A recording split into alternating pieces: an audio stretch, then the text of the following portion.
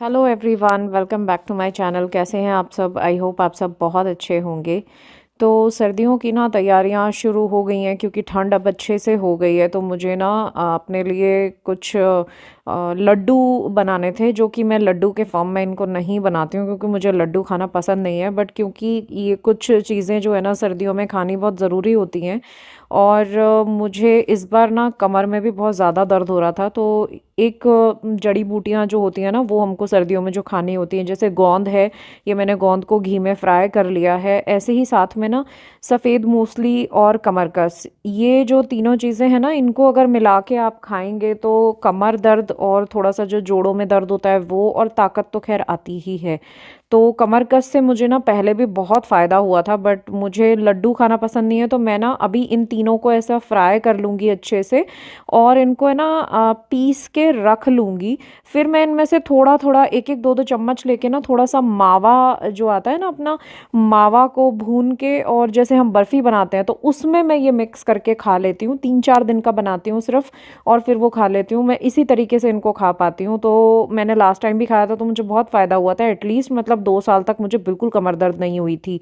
तो अब तो मुझे करीब करीब 3-4 साल हो गए हैं ये खाए हुए। तो इसीलिए मैं इस बार ये बना रही हूँ ताकि ये खाया जाए। और 7-8-10 दिन के लिए मुश्किल से खाना होता है बस। मतलब 100-100 ग्राम ही लिए मैंने तीनों चीज़ें। एक बंदे के लिए काफ़ी होती है पूरी सर्दियों में इतना खाना। तो 8-10 दिन के लिए खा लेते हैं, ताकि ये इनमें कुछ परहेज़ भी होते हैं ना, कि ज़्यादा जैसे ठंडे पानी में काम नहीं करना है। वो थोड़ा खटाई कम खानी है, मतलब खानी ही नहीं है, कम क्या खानी है, खानी ही नहीं होती है। तो ये सब जो परहेज़ होते हैं ना, तो ये 8-10 दिन के लिए खा लेते हैं, ताकि परहेज़ भी हो जाए और ये फ़ायदा भी करे। तो इसीलिए मैंने इसको अभी बना के जो है ना, इस तरीके से देखिए जार में ले लूँगी, और एकदम ठंडा होने के बाद में इनको अच्छे से पीस लेंगे।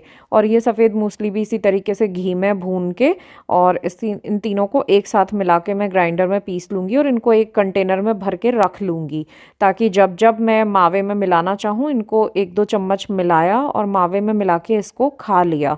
तो ये थोड़ा-सा जो खाने का अलग तरीका है मेरा, बट एटलीस्ट कम से कम खाया तो जाता है। तो देखिए, ये मैंने इसको ना पीस के रख लिया है अच्छे से, और जब ज़रूरत होगी, ज़रूरत के अकॉर्डिंग इसमें से एक-एक चम्मच निकाल के और यूज़ कर लूँगी। इसी तरीके से सर्दियों में भाई सबसे ज़्यादा जो मुझे पसंद है ना, वो है बथुआ का रायता। तो मुझे तो इतना ज़्यादा पसंद है कि मैं मतलब इसको है ना 4-5 दिन के लिए इकट्ठा पीस के रख लेती हूँ, और जभी भी रायता बनाना होता है ना, उसमें 1-2 चम्मच मिलाया और फिर वो रायता खा लेते हैं। तो देखिए, उबाल लिया था मैंने बथुआ अच्छे से धुल के, और इसमें लहसुन और हरी मिर्च, खूब सारी हरी मिर्च और खूब सारा लहसुन डाल के ना, बथुआ डाल के इसको मैं पेस्ट बना के रख लेती हूँ। तो ये इतना अच्छा रहता है ना, एक तो डेली डेली की मेहनत नहीं होती है, क्योंकि हरी सब्जियों में थोड़ा सा ये रहता है, टाइम ज़्यादा लगता है। तो एक ही बार मैं 4-5 दिन के लिए पीस के रख लेती हूँ, क्योंकि 2-3 चम्मच तो बहुत होता है।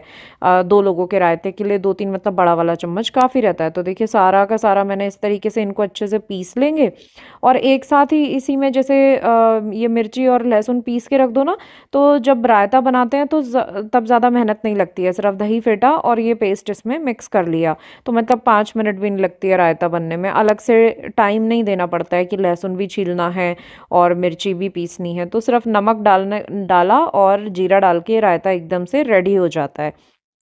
और अगर आप चाहें ना, तो रायता बनने के बाद उसमें थोड़ा-सा तड़का भी लगा सकते हैं। जीरा जो है ना, थोड़ा-सा जीरा तड़का दीजिए, और वो तड़का लगा दीजिए, तो वो रायता और भी ज़्यादा टेस्टी लगता है। तो देखिए, इस तरीके से मैंने बथुआ जो है ना उबाल के रख लिया था, और इसको है ना ब्लेंडर में डाल के अच्छे से पीस लेंगे।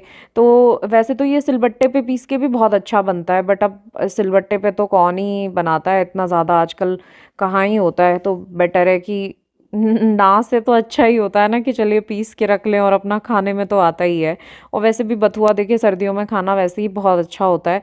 तो इसीलिए किसी भी फॉर्म में खाएं। इसी पेस्ट को ना आप चाहो तो जैसे आटा मांडते हैं ना, आटे में आप मांड लो इसको, तो बहुत ही अच्छे पराठे भी आपके बन सकते हैं। पराठे भी बहुत टेस्टी लगते हैं इसके। इसी में सारे मसाले डाल लीजिए आटे में, और इस तरीके से पेस्ट बना के उससे आटा लगा लीजिए, और फिर वो पराठे बनाओ, देखो कितना मज़ा आता है खाने में। तो फिलहाल तो मैंने ये जो है ना पेस्ट अपने रायते के लिए किया है। सीज़न का पहला बथुआ लेकर आई हूँ मैं, मुझे मिला था अब की बार। यहाँ थोड़ा सा कम ही मिलता है, बाई चांस ही मिलता है यहाँ पे ना।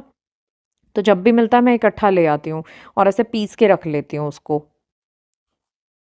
और आज संडे था तो हम लोगों ने ना ये गद्दे भरवाने के लिए दिए हुए थे। जो पुराने गद्दे थे ना उनकी रुई काफ़ी ऐसी हो जाती है ना, विद टाइम थोड़ा सा पिचक जाती है रुई, तो उनको वापस से जो है ना रुई को अच्छे से पिनवाते हैं और उसके बाद गद्दे भरवाते हैं। तो मैंने ना वही करवाया था, 3-4 दिन पहले देकर आ गए थे।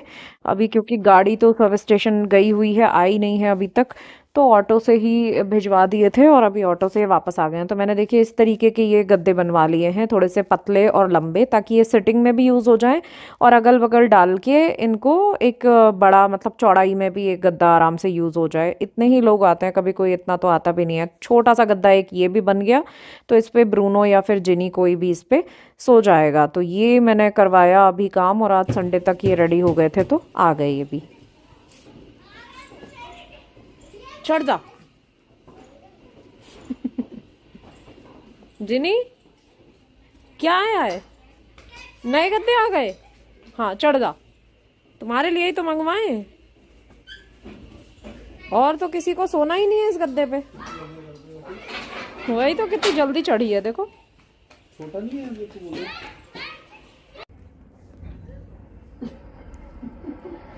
नहीं जूजू नहाऊं मैं। क्या कर रही है जूजू? जूजू को बस कोई मिल जाए उसी को चाटने लग जाती है।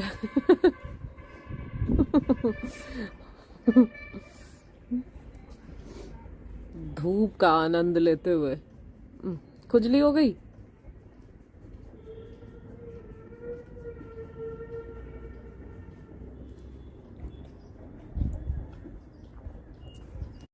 और थोड़ा देर ऊपर बैठने के बाद, सर्दी में ना थोड़ा धूप में आज बैठे, संडे था तो टाइम मिल जाता है अजय को भी, तो थोड़ी देर ऊपर बैठ गए थे। और जूजू खूब मस्ती कर रही थी इनके साथ। उसको तो कोई ना कोई मिल जाना चाहिए बस।